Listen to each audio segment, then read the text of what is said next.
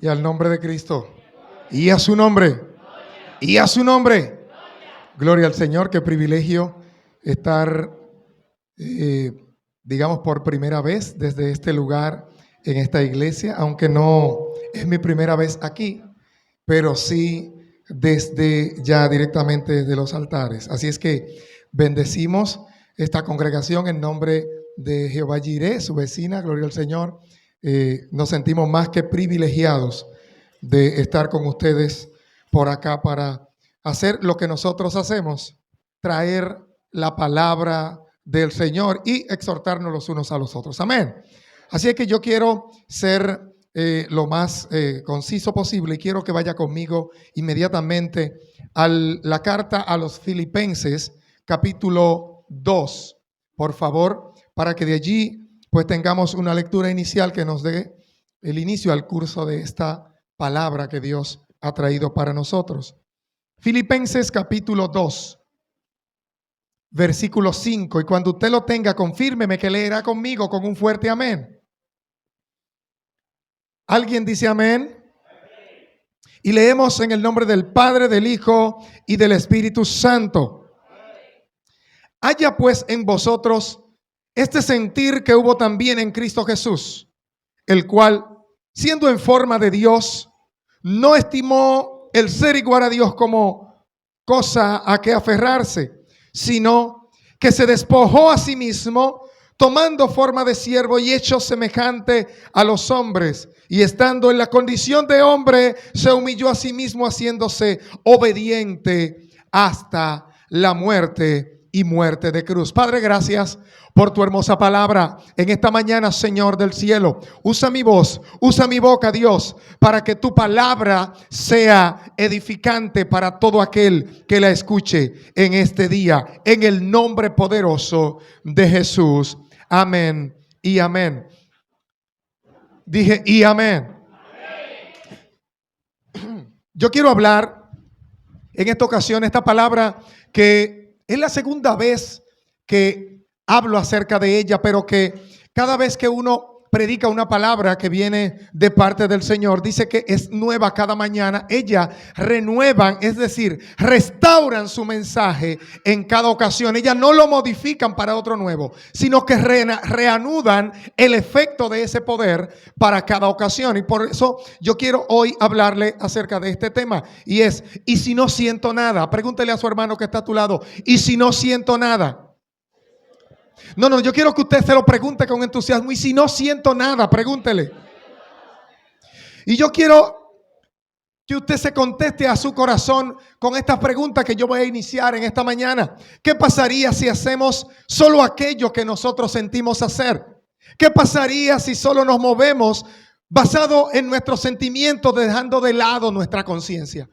¿Cómo sería el mundo en donde un grupo de seres humanos se movieran, se motorizaran solamente basado en los sentimientos de la mente y del cuerpo y no apelaran a la conciencia? La vida cristiana es muy rica en medios de regulación, es decir, la Biblia tiene constantemente palabras, enseñanzas para regular nuestro medio interno, para hacer que nosotros aprendamos a manejar el hombre interior. Así es la palabra de Dios, la cual es inspirada por el Espíritu Santo y afortunadamente también ha sido escrita. ¿Por qué? Porque de ese modo ya no está en juego nuestra percepción acerca de lo que nosotros creemos que dice o que se nos dijo, sino que está constantemente allí para que los revisemos día tras día. Una de los engaños más tremendos que el diablo hizo al principio de los tiempos fue tomar la percepción del hombre que había en Eva para jugar con ella y cambiarle la perspectiva, como decía hoy en el mensaje de esta mañana en la congregación. El enemigo sabe moverle las piezas a la gente para hacer que la gente vea las cosas de una manera distinta. Pero la palabra de Dios está escrita. Y como está escrita, no está en discusión, porque lo que dice ahí, así es. ¿A quiénes dicen amén?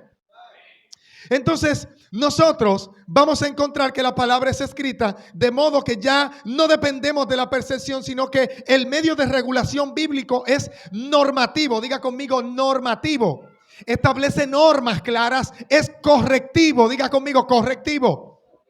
es capaz de corregirnos. Así que nosotros tenemos que hacer caso a lo que la palabra está diciendo, porque hoy más que nunca hace falta una corrección bíblica, que el hombre tome la palabra para corregirse a sí mismo y permitir que sea la misma palabra lo que lo haga.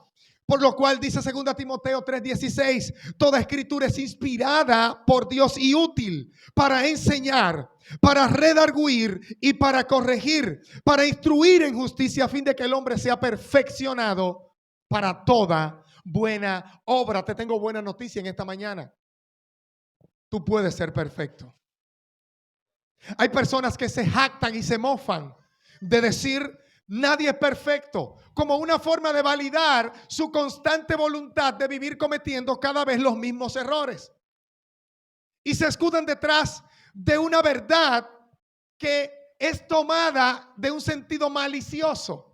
Nadie es perfecto como una excusa para yo seguir haciendo lo que se supone no debo hacer. Pero aquí la palabra dice que es útil para enseñar, es útil para corregir, es útil para instruir, a fin de que el hombre de Dios sea perfeccionado y enteramente preparado para toda buena obra. De modo que tú te vas a dar cuenta si se estás acercando a la perfección de la que Dios enseña, en la medida en que tus obras comiencen a parecerse a las buenas obras que la palabra de Dios espera de ti. Es decir, nadie es perfecto hasta que sus obras no lo demuestren. Entonces, nosotros vemos que tenemos también la palabra profética más segura, a la cual hacéis bien en estar atentos. Diga conmigo, estar atentos. Dale un codacito a tu hermano y dile: está atento a la palabra en esta mañana. Entonces, es la palabra profética más segura, a la cual hacemos bien en estar atentos, como una antorcha que alumbra en lugar oscuro hasta que esclarece y el lucero de la mañana salga en nuestros corazones. Segunda de Pedro 1:19.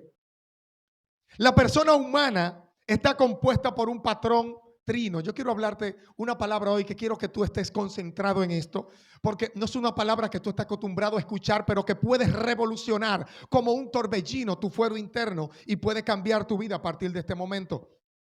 El ser humano tiene un sello, una estampa de lo divino, de su creador, que es un patrón tricotómico, es un patrón trino que se revela en la forma en cómo nosotros estamos constituidos, estamos formados. En lo visible estamos formados anatómicamente por tres partes o tres zonas del cuerpo. Algunas de ellas tú las conoces, algunas probablemente las vas a escuchar por primera vez hoy. ¿Y de qué te trata? ¿De qué se estoy hablando? Y es que la palabra de Dios dice que nuestra conformación es de tres cosas. Diga conmigo: cuerpo, alma y espíritu. Todos ustedes sabían esto.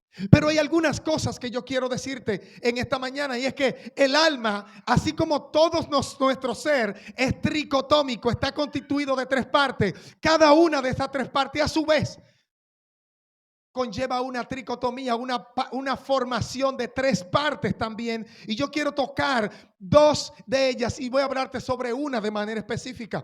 Te voy a hablar primero sobre el alma, que tiene tres partes, que tiene el intelecto, digo conmigo intelecto, que es donde usted aprende, donde usted puede recordar y memorizar. Tiene emociones, que son las que te permiten sentir, las que te permiten llorar o alegrarte, las que te permiten disfrutar de la compañía de alguien, así como escoger no estarlo. También el alma tiene algo que se llama voluntad, y es lo que te permite a ti hacer aquello que Dios quiere que tú hagas cuando tú permites que la palabra llegue a ti. Lo segundo es el cuerpo. El cuerpo es lo más conocido por nosotros porque es con el cual lidiamos todos los días. Es nuestro amiguito que nos mete en problemas, pero que tenemos que llevar al médico, darle comida, acostarlo temprano, higienizarlo, ponerle ropa bonita. Ese cuerpecito que te da batalla, esa carne que te da batalla, tiene tres partecitas también. Y usted la conoce, se le enseñaron en su escuela desde que estaba pequeño. La gente está formada por tres partes: cabeza, diga conmigo, cabeza, tronco y extremidades. Amén. ¿Cuántos tienen esas tres partes aquí? Yo digo amén. Gloria al Señor. Entonces vemos que hay un patrón repetitivo que es en base a 3, que revela el secreto de la creación de un Dios trino. Ahora bien, hoy yo vengo a hablarte solo un poco sobre el espíritu. Yo quiero que tú te concentres única y exclusivamente en lo que te voy a hablar acerca del espíritu. Así como el alma, en nuestro cuerpo humano existen 3 partes a través del espíritu. Es decir, nuestro espíritu está subdividido, o mejor dicho, para que se pueda entender mejor, está destinado a cumplir 3 funciones en la vida. ¿Cuáles son esas funciones que el espíritu está llamado a cumplir en nuestra vida? Lo primero es que está la conciencia. Lo segundo es la intuición. Y lo tercero es la comunión. Entonces yo voy a repetir esas 3 cosas. Número 1, la conciencia. Digo conmigo, conciencia. Número 2, intuición. Y número 3, comunión. El espíritu se encarga de jugar estos 3 roles, y por lo cual a la mayoría de las personas, sean creyentes o no, le cuesta trabajo vivir una vida en el espíritu por ignorar aquellas funciones del espíritu en su vida. Por eso la gente dedica menos tiempo a cultivar la vida espiritual y dedica más tiempo a cultivar la vida física, que es la única que puede entender y asimilar. A la hora que tú conozcas cuáles son las funciones que juega el espíritu que Dios sopló en la nariz de aquel muñeco de barro, entonces vas a comenzar a vivir una vida interna espiritual mucho más profunda que la que has vivido hasta ahora. Porque en el espíritu está, número 1, la intuición, número 1, la conciencia, la intuición, y número 3, la comunión. La conciencia es la conciencia de que eres un ser creado y que hay alguien superior a ti, que está fuera de ti, que te permitió existir y ser lo que hoy eres.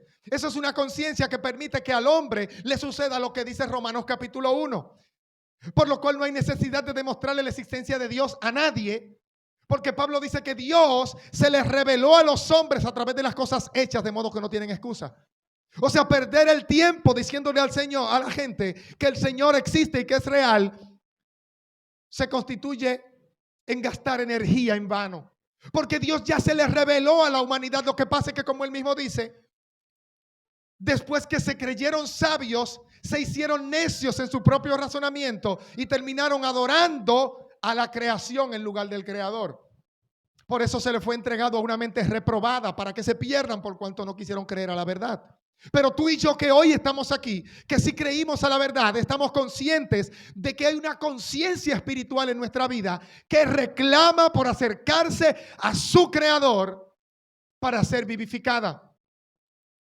Todo lo que se separa de su origen, de su esencia, comienza a diluirse. Usted tira un pedacito de una pasta de jabón en el agua y usted va a ver cómo poco a poco comienza a liberar una sustancia blanquecina hasta que usted no ve jabón. Y el agua que comenzó a verse blanquecina ya se ve cristalina y ya no hay jabón y solo tú ves agua. Porque en la medida en que tú te separas, te desintegras del cuerpo, te vas diluyendo. Dios creó al hombre y le puso, dice que le sopló espíritu en su nariz. Le sopló de su ruaj, le sopló de su esencia. Es decir, que Dios puso parte de él en nosotros, pero en la medida en que tú te alejas de él, por desconocer cuál es el misterio que existe en la conciencia espiritual, entonces poco a poco te vas volviendo más tendiente a la vida carnal y no entiendes por qué empiezan a gustarte las cosas que hace tiempo dejaron de agradarte. Tú no entiendes por qué, ya tú estás mirando lo que no debes mirar. Ahora tú empiezas a entender por qué te cuesta más trabajo ayunar que lo que te costaba antes, porque ahora ya no puedes orar tanto tiempo, tantos minutos u horas como lo que orabas antes, porque te has alejado del foco de la señal. Aleja un teléfono de la caja de Wi-Fi y verá cómo los mensajes dejan de subir. Aleja un teléfono del Wi-Fi y verás cómo ya los mensajes, la nota de voz que venían del aire ya no pueden llegar a ti. Es decir, cuando una persona se aleja de la fuente de señal, la fuente de poder que se llama Dios, ya sus oraciones no suben ni sus respuestas bajan. Pero parece que yo estoy solo aquí en esta mañana. Oh, bendito el nombre del Señor. ¿Alguien bendice a Dios? ¿Alguien bendice a Dios? Entonces yo quiero hablarte acerca de la conciencia. Además de otras citas del Nuevo Testamento y el Antiguo Testamento, si comparamos por ejemplo lo que dice Romanos capítulo 8 versículo 16 y lo que dice Romanos 9:1, nos damos cuenta de lo siguiente, que la conciencia es una función del Espíritu, y leemos lo que dice la Escritura: el Espíritu mismo da testimonio juntamente con nuestro espíritu de que somos hijos de Dios. Es la palabra de Dios lo que está enseñando esto. La conciencia espiritual es lo que te permite, a través del Espíritu que Dios puso en ti. Mire, véalo de esta manera. Cuando un fabricante de un aparato electrónico lo construye, le pone una tarjeta de red. Esa tarjeta de red es a través de la cual ese dispositivo se conecta con otros dispositivos superiores a él para poder intercambiar información con él. Cuando Dios te creó, sopló de su espíritu. Diga conmigo, Dios sopló de su espíritu en mí. ¿En cuánto Dios sopló de su espíritu? Entonces, cuando Dios sopla de tu espíritu es porque tiene intención de tener comunión contigo.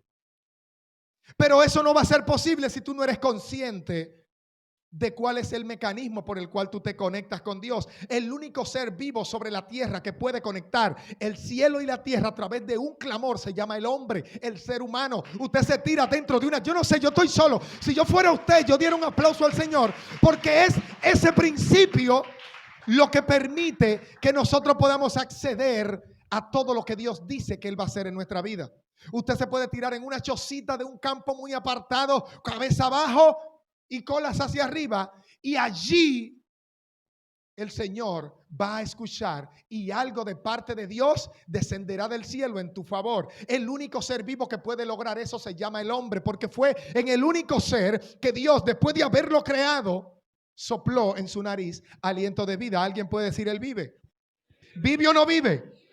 Entonces alábele si él vive. Lo segundo que quiero hablarte para ir rapidito es sobre la comunión.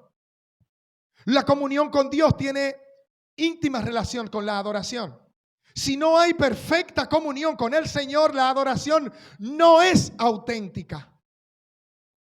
Por eso es tan importante que tú conozcas el aspecto de la comunión del Espíritu. El Espíritu tiene conciencia y tiene comunión además. Pero la comunión es demasiado importante para ti, porque una comunión debe ser real, debe ser sin fingimiento. Una comunión con Dios no depende de que el otro te esté mirando. Una comunión con Dios no depende de cuántas cosas tú hagas, sino de quién tú eres delante de Dios. Eventualmente a las personas se pierden el foco, dando más importancia a lo que ellos hacen, dando más relevancia a lo que ellos son capaces de aportar y no lo que ellos realmente son. Fíjese que usted y yo, los que tenemos hijos, vemos que hay un hijo que se porta bien y uno que se porta mal. Hay uno que nos hace reír y otro nos hace enojar. Sin embargo, a la hora de la comida son todos los que se sientan a la mesa con papá y con mamá. Porque no importa lo que haga, sigue siendo hijo. Yo creo que eso no le gustó a nadie. No importa lo que sea que te esté pasando, tú sigues siendo hijo. Y Dios tiene cuidado de ti por igual, como lo tiene de todos sus otros hijos. Entonces, tener comunión con el Señor es más importante que tener una relación laboral con el Señor. Jesús le dijo a sus discípulos: ya no los llamaré más siervos. Escúcheme bien. Ya no los llamaré más siervos, sino que ahora los llamaré amigos. Porque el siervo no sabe lo que está en los planes de su Señor. El siervo está allí como una mano ejecutora, como un pedazo de carne que hace lo que se supone el otro le dice. Pero el amigo tiene intimidad. Di conmigo, intimidad. Está relacionado de manera cercana con lo que es la comunión. Entonces ahora es tiempo de estar atentos a quiénes somos para Dios y quién es Dios para nosotros, en lugar de estar pendiente a lo que nosotros hacemos para Dios, porque los afanes nos hacen llegar a lo que dice Hebreos 4. Temamos pues, no sea que alguno de vosotros parezca no haber alcanzado el reposo de Dios, porque aquellos que también escucharon la palabra como nosotros no lo pudieron alcanzar. ¿Por qué? Porque no acompañaron el oír con fe. A veces no entramos en el reposo del Señor y vivimos en un afán de vida espiritual, creyendo que nosotros somos capaces de hacer lo que el Espíritu Santo vino a este mundo a hacer. Porque entendemos que es más importante lo que hacemos que lo que somos. Pablo dice, el autor a los Hebreos dice, temamos pues. Es decir, que debemos ser cuidadosos con parecer que no hemos entrado en el Shabbat del Señor, en el reposo del Señor, por participar como participó otro grupito que escuchó la palabra igual que nosotros, a diferencia de que la escuchó, le entró por un oído y le salió por el otro. Es decir, no la escuchó con fe. Alguien bendiga el nombre del Señor. Entonces estamos hablando sobre la comunión.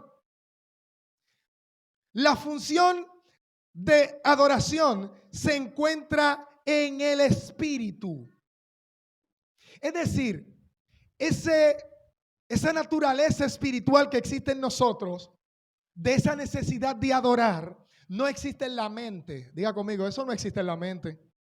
Adorar no existe en la mente. Mira, hermano, yo le voy a aconsejar algo. Y es que cuando usted vaya a solas con el Señor, yo siento algo poderoso aquí hoy. Cuando usted vaya a solas con el Señor, trate de que cuando usted vaya a comenzar a orar y a comunicarse con su Dios, no lo haga con el cerebro. Yo creo que se me fueron 3 ahí. No lo hagas con el cerebro. Fíjese qué pasa. Vamos a poner este caso hipotético. Viene el hermano a contarme una situación sentimental de que la novia está pensando dejarlo. De que ya ella está prácticamente determinada a terminar una relación con él. Porque ya entiende que no es necesario, que no mueve nada, no pasa nada. El varón destrozado viene donde mi pastor. Tengo una situación. ¿Qué te pasa, hijo mío? Mi novia siento como que se ha alejado de mí. Pero ¿qué pasa? No sale contigo, no te visita. No. Ella hace toda la rutina normal. Incluso lo último que hizo fue que me hizo cena. Anoche fue a mi casa donde mi mamá me hizo cena. Le digo, pero entonces, varón, ¿qué es lo que está pasando? Mi novia me quiere dejar. Y yo lo percibo, pastor. Yo percibo que ya no está cerca de mí, no está conectada como al principio espiritualmente. ¿Qué es lo que pasa? El hombre te está abriendo su corazón, te está hablando desde los sentimientos. Y entonces tú le respondes con el cerebro. Y le dice, varón, tú tienes que ser más inteligente, tú tienes que saber jugar ese juego. Y empieza a darle unos consejos que tienen más que ver con lo intelectual y con lo mecánico que con lo emocional. Ese hombre está afectado emocionalmente. Él te está hablando con el corazón y tú le hablas con el cerebro y esos dos órganos no se entienden entre sí.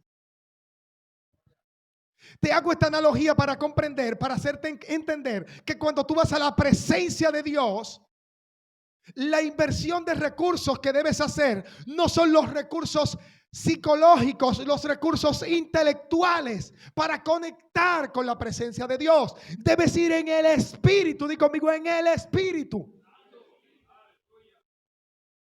Cuando tú empiezas a orar a Dios, debes considerar que tu oración no sea una oración almática, mental. Hay personas que yo lo he escuchado orando y me da un poco de vergüenza porque parece que le están dando un curso de teología al Señor. Están enseñándole hermenéutica rabínica al Eterno. Y le desatan unos códigos que están escritos en la palabra. Señor, el Señor fue que reveló eso. Lo poquito, si acaso, que tú puedes comprender fue porque su espíritu te lo permitió entender. Ahora, tú no debes ir delante del Señor memorísticamente a hacer clamores memorizados, clamores preprogramados y hablarle al Señor con la mente cuando el Señor es espíritu. Entonces, el Espíritu es quien nos permite a nosotros aplicar la función de la adoración. Diga conmigo, la función del Espíritu es conectarte en adoración. Usted fue creado para adorar, por eso Dios sopló espíritu en tu nariz. Pero yo voy a seguir porque yo tengo poco tiempo y usted también. Entonces hablaba que la función de la adoración está en el Espíritu.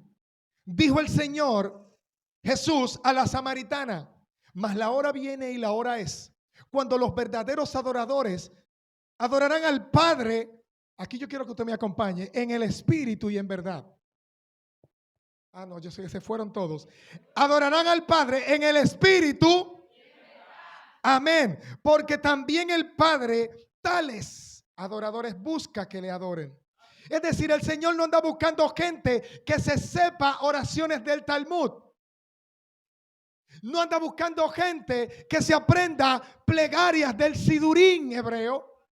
Oraciones de guerra, oraciones de enfermedad, oraciones para la prosperidad, oraciones programáticas. El Señor está buscando gente que le adore en el espíritu y en verdad.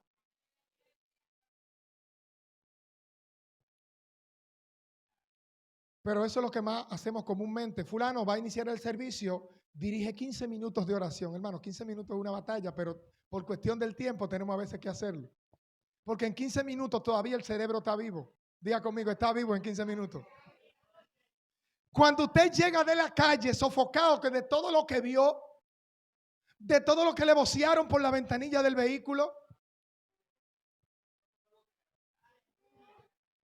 dígame si me detengo aquí.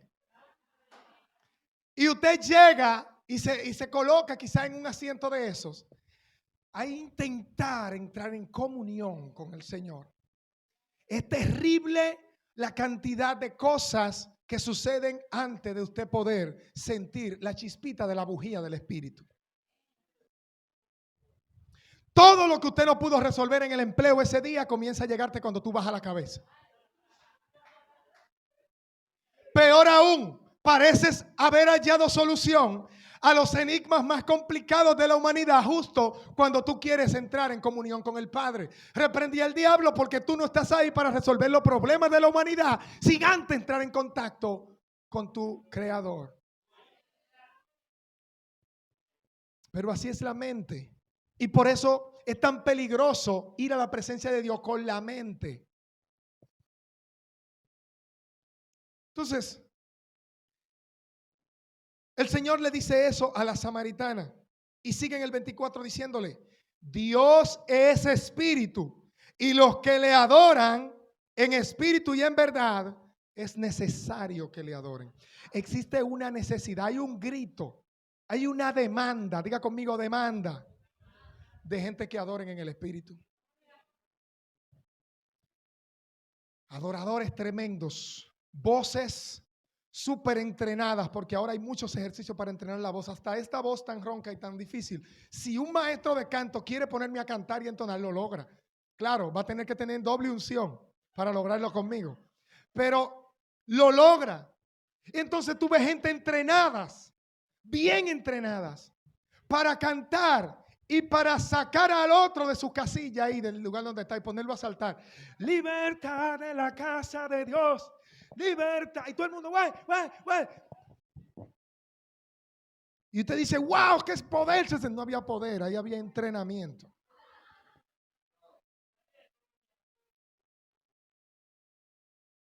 And freedom in the house of the Lord. Y el Espíritu está escuchando. Él dice, ¿cuándo me van a dejar entrar a mí? ¿Cuándo me van a permitir entrar en escena? Yo quiero conectar a esta gente con el Padre. Le veo la intención, pero no están utilizando las herramientas adecuadas.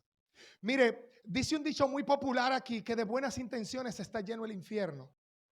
Porque hay personas que tratando de salvar a un accidentado en la calle, le han enterrado una costilla en un intestino y lo han matado sin querer. No lo siente, y lo sentó.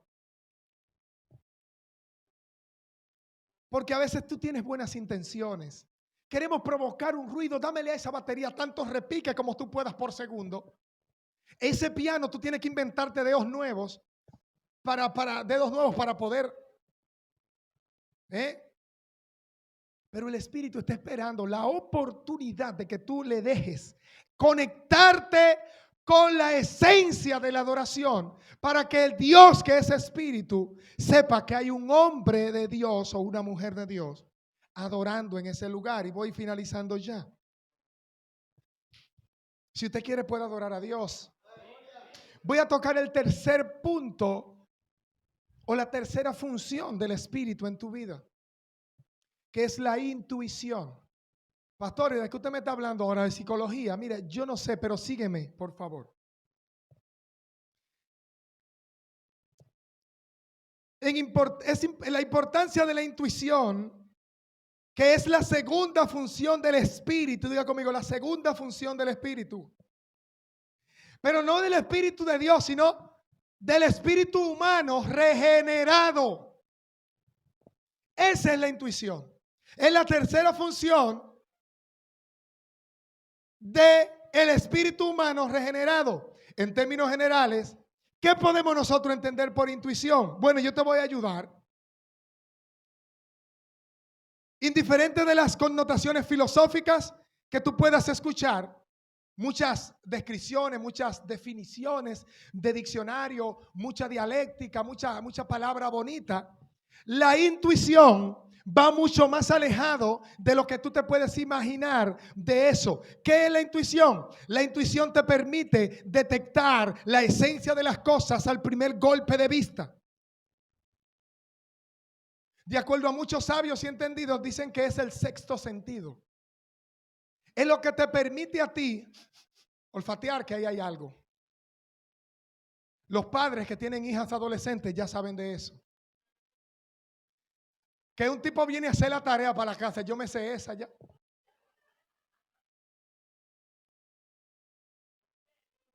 Usted intuye que ahí no hay ninguna intención de aprender nada.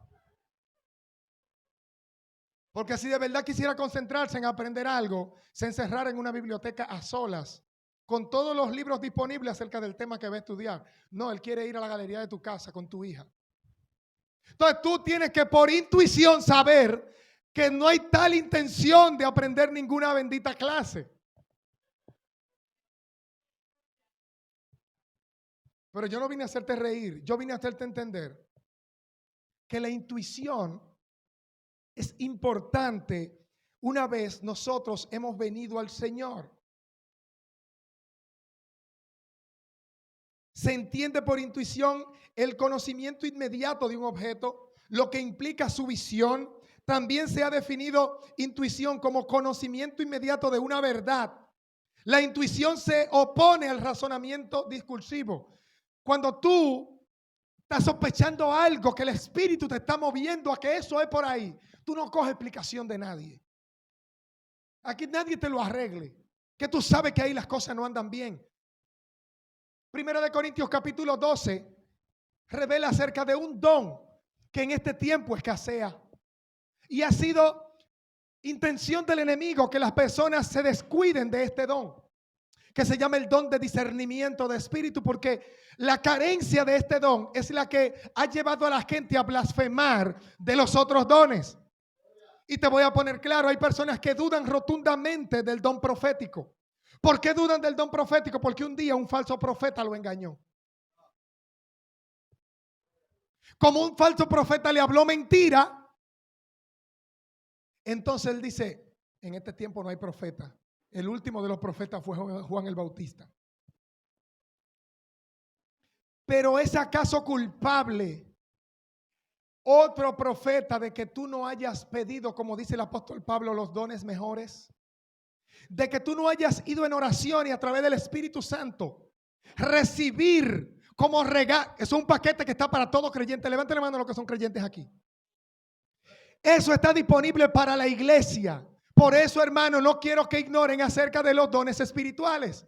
Porque a uno le es dada por el Espíritu palabra de sabiduría, palabra de ciencia. Al otro, discernimiento de espíritu al otro, don de milagro al otro, don de fe a otro, don de sanidad a otro, don de diversos géneros de lengua a otro, don de interpretación de lengua a otros, don de profecía. 9 dones para ti. Y que tú vas a escoger, según Pablo, los mejores. Pero lo que sean mejores para ti. Porque a lo mejor tú no estás tan expuesto al engaño como estoy yo. Y tú quieres el don, por ejemplo, de sanidad divina. Pero en el entorno donde yo trabajo, yo necesito no tener sanidad divina, porque yo no quiero ir a sanar a nadie para ahí. Yo lo que no quiero es dejarme engañar. Señor, dame discernimiento de espíritu. Mujer de Jeroboam, seca. Te conozco. No confundido con un fruto de la carne que le llaman mala espina. Sí, porque tú asignarle un atributo carnal a lo que hace un don del Espíritu es hasta una blasfemia. Hay personas que todo le da más de espina. Tienen la nariz como un conejo. ¿Te has visto los conejitos? Todo le parece extraño. Pero es por su incapacidad de detectar en el Espíritu la verdad, entonces dudan de todo. El que anda en los sensores del cuerpo a través de la vista, del olfato, de los oídos, del tacto, del gusto, solamente va a poder navegar hasta esos límites. Lo que tú no oíste, no lo vas a saber. Pero había un profeta en Israel que cuando el enemigo estaba planeando una estrategia, el espíritu venía sobre el profeta y le decía al rey de Israel todo cuanto ese rey estaba planeando. Y él decía, pero tengo que tener un espía entre los míos aquí, porque todo lo que yo hago, este hombre me lo descubre. ¿Qué es lo que está pasando? Y le decía, no, lo tuvieron que llamar. Y mira, rey, lo que pasa es que hay un varón de Dios allá en Israel, que ese hombre, todo lo que tú hablas aquí en tu cámara más secreta, él se lo está revelando a su amo, a su Señor, por el Espíritu en el oído. Entonces, el discernimiento de espíritu no es un don de la carne, no es sospecha, no es estar de chismoso. Di que fulano me da mala espina, fulanito como que no está espiritual. No. Si tú no tienes el espíritu, mejor cállate.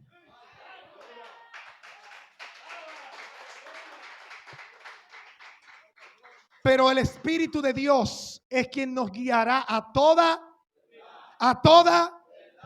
Entonces, finalmente la intuición es la facultad para comprender las cosas al primer golpe de vista y darse cuenta de ellas cuando aún no hay evidencias de todo al respecto. Estoy solo hoy aquí, hombre.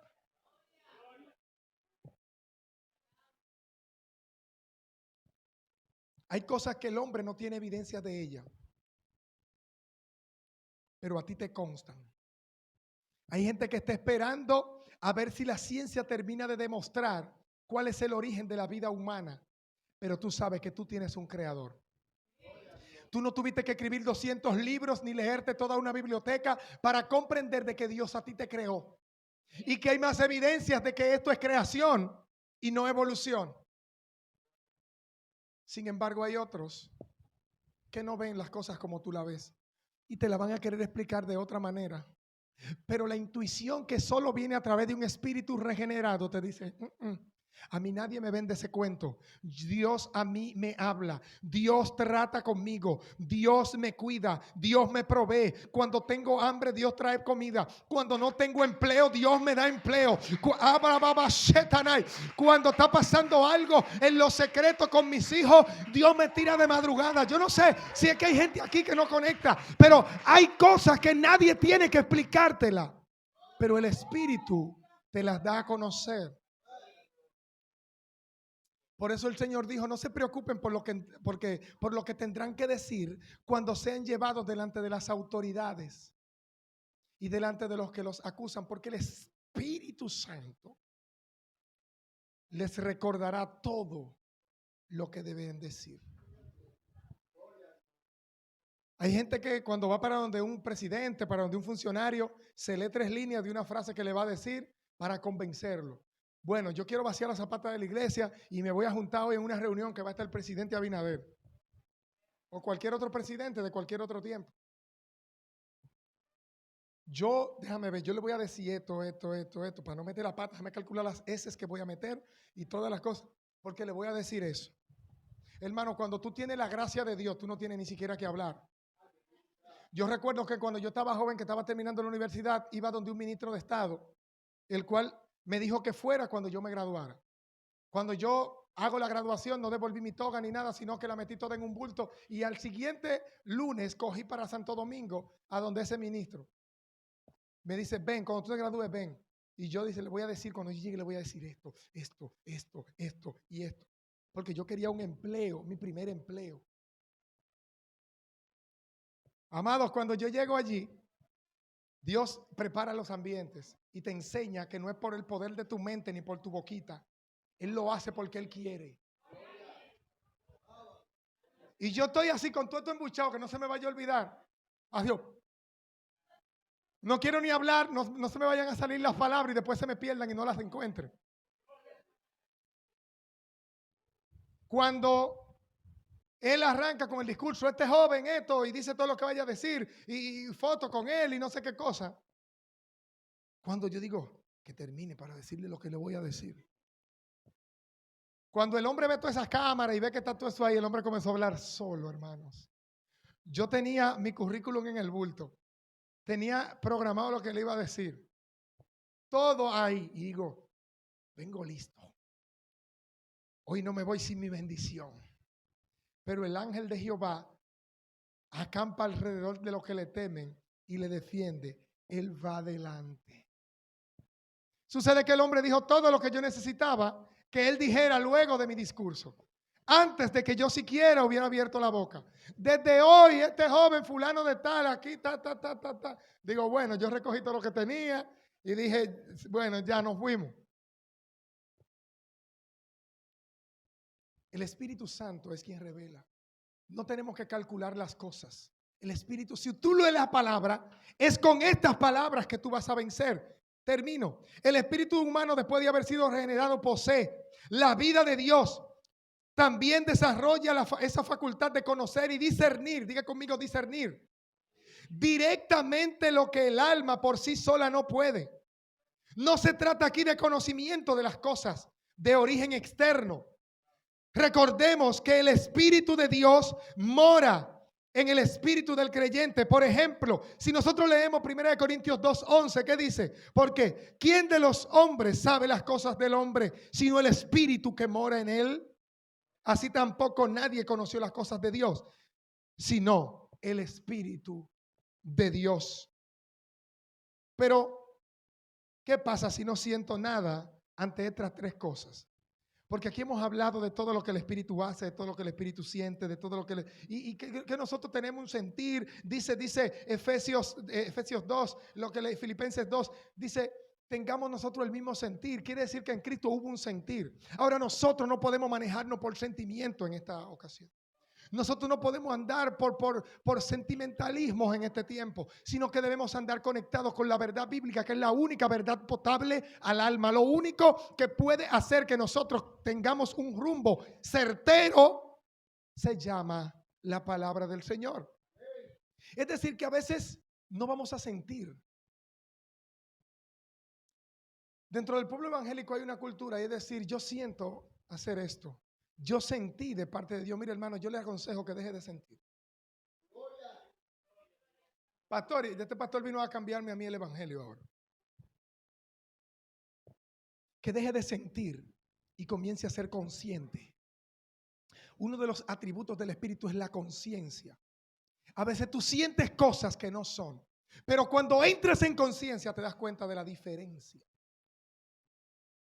A veces de noche tú estás en la cama y tú sientes que se movió algo y tú dices un 100 pies y te tira de la cama, jala la sábana y todo y hace un lío, despierta al esposo, a la pareja y crea todo un revuelo 3 de la mañana buscando lo que sentiste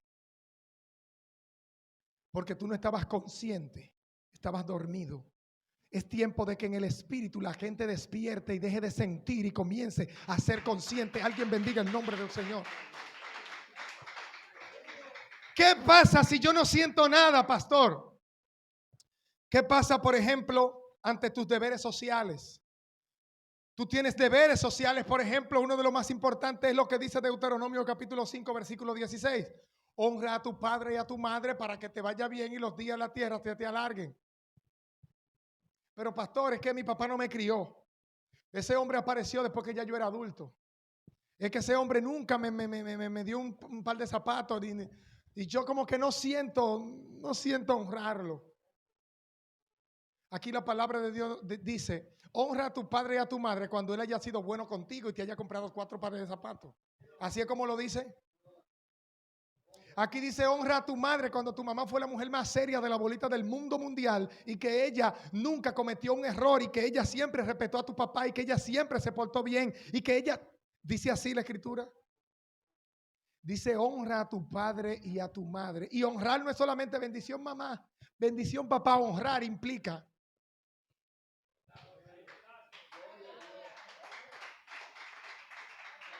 El mensaje se acabó aquí. Honra a tu padre y a tu madre, tus deberes sociales. Tú tienes compromiso con una comunidad, sea una comunidad familiar o una comunidad eclesiástica. Tú tienes compromisos sociales que a veces no vas a sentir. Tú vas a decir, yo no siento ir al culto hoy. Si no sientes al culto, no vas a venir porque no lo sientes. Yo siento que el pastor últimamente está predicando mensajes como rebuscados, como muy extraños. Yo siento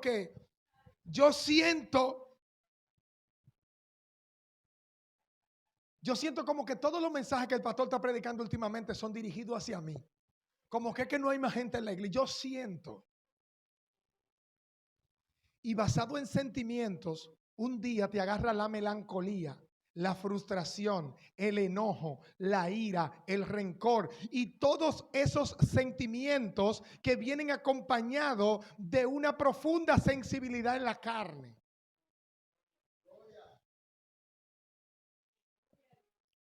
Pero ¿qué pasa si no siento nada ante mis deberes cristianos? Yo quiero que tú vayas conmigo a Romanos 17:4 porque yo quiero terminar, pero quiero dejar esto acabado, por favor. Romanos 7, capítulo 7, versículo 4, dice así. Así también vosotros, hermanos míos, habéis muerto a la ley mediante el cuerpo de Cristo para que seáis de otro, del que resucitó a los muertos a fin de que llevemos fruto para Dios. Aquí hay una demanda para cumplir deberes cristianos, pero hay deberes cristianos que parece que no están muy evidentes. Jesús fue tentado en el desierto, Mateo capítulo 4, y sucedieron tres cosas. La primera de ellas pasó en el versículo 4, donde el enemigo lo tienta con sus necesidades más importantes, que es la necesidad de comer. Así te va a tentar con la falta de calzoncillos, con la falta de camisa, con la falta de pantalones, con la falta de zapatos, con la falta de transporte para ir al trabajo, con la falta de una esposa, con la falta de afecto, con la falta de reconocimiento público, con la falta de todo lo que el hombre hoy en día cree que le hace falta y que no puede vivir sin eso. Las necesidades más elementales del ser humano son eventualmente el hilo por el cual el enemigo le desbarata el mantelito. Usted ha visto esa gente que tejen, ¿verdad? Que le dejan un cordoncito. Si usted lo aló por ahí, se fue. A veces le dejamos ver al enemigo ese hilito. Se lo dejamos ver, amados. Y al dejárselo ver, él ala a su antojo hasta que nos destroza la fe. Deberes cristianos, Cristo les respondió con la palabra. ¿Con qué les respondió Cristo? Con lo que dice Deuteronomio capítulo 8, versículo 3. Él dice, yo te hice comer pan que ni tú ni tus padres conocieron. Te hice pasar hambre y después te sacié. Para que tú sepas que el hombre no va a vivir solamente del pan, sino de lo que Jehová diga, de eso vivirá el hombre. O sea que Jesús fue a la escritura. Jesús fue consciente. Él no empezó a inventar. Yo siento que tú me quieres engañar. Yo siento que no es como tú lo dices. No, cítale la palabra. Pero no se la cite como un loro repetitivamente. Cítesela con la disponibilidad de obedecerla, que eso es lo que Dios quiere. Escrito está, no solo de pan vivirá el hombre. Deuteronomio capítulo 8, versículo 3. Jesús le pasó algo más. El enemigo lo tentó con un fuerte deseo de superación y de buscar un milagro de Dios basado en una locura y en un arrojo. La gente se mete en proyectos grandes, a veces que se salen de su mano, creyendo que si ellos se meten en algo bien complicado, Dios está obligado a sacarlo de ese lío. Y lo ven como un pretexto a través del cual pueden ordeñar un milagro de Dios. Dice, aquí voy yo a sacar un milagro porque me voy a meter en un lío que Dios o hace algo o hace algo. Sucede y viene a ser que cuando te metes en tu lío, fracasas, te rompes la cabeza, andas preguntando por Dios y por sus ángeles. Tú ni consultaste a Dios ni pediste la asistencia de ángeles. Usted se metió por su gusto y por su mal gusto va a tener que salir. Así le dijo Satanás a Jesús, mira, tú ves este pináculo, tírate. Tírate. Jesús se acordó de lo que dice la Torá porque era el rabino de los rabinos. Jesús no solamente era inspirado por el Espíritu. Él, según dice el libro de Hebreos, aprendió obediencia. Él hizo ruegos, súplicas, con lágrimas. Y le fueron contestadas porque se le fue contado por justicia el hecho del ser reverente. Eso dice el libro de Hebreos. Y dice que siendo hijo, él no tuvo como para él violar lo que dice la palabra de Dios ser hijo, sino que aprendió obediencia. Jesús no nació obediente, él aprendió obediencia, dice la palabra.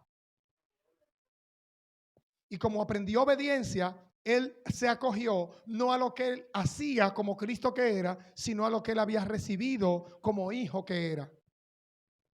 Él recibió la Torá del Señor, él recibió la ley. Y la ley decía, no tentarás al Señor tu Dios. Como lo dice Deuteronomio 6:16.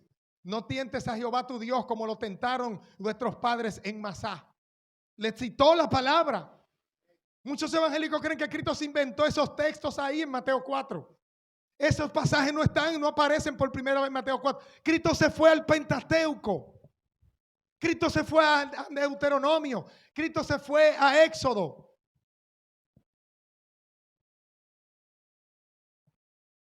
¿Y qué hago si no siento nada ante la presencia de Dios? ¿Qué hago cuando no siento nada ante la presencia de Dios? Elías, capítulo 19, del 1 en adelante, Elías está allí después de haber tenido una gran victoria delante de Jezabel y de todo su ejército. Y el hombre está grande que hace bajar fuego del cielo, haciendo cosas y detonando cosas en el mundo espiritual que ningún otro ser humano ha igualado. Pero sucede que fue presa de los sentimientos. ¿Qué hago cuando no siento lo que creo que debo sentir? Sus sentimientos lo metieron en un rincón. Porque Jezabel salió vuelta el mismo diablo diciendo, así me añadan los dioses si yo no hago lo que él acaba de hacer con mis profetas. Él los decapitó a todos. Ahora el hombre está sentimental porque tiene miedo de las amenazas de una mujer y entró en una depresión profunda al punto que le dijo, Señor, quítame la vida.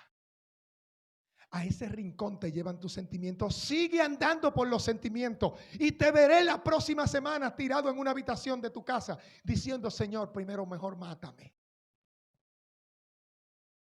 Porque si Elías, que hizo bajar fuego del cielo y dijo, por mi palabra aquí no llueve,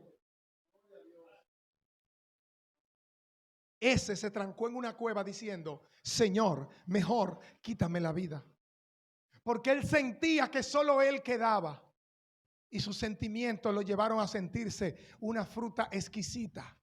Y que era la cosa más selecta que había. El Señor le dijo, mire, párese de ahí. Que aquí hay 7,000 que todavía no han doblado sus rodillas. Allí estaba el profeta Micaías que tenía a Acaz, lo tenía harto. Porque Micaías nunca le profetizaba bien a Acaz. Pero Elías decía que era el único que quedaba. A la gente se le olvidó Micaías.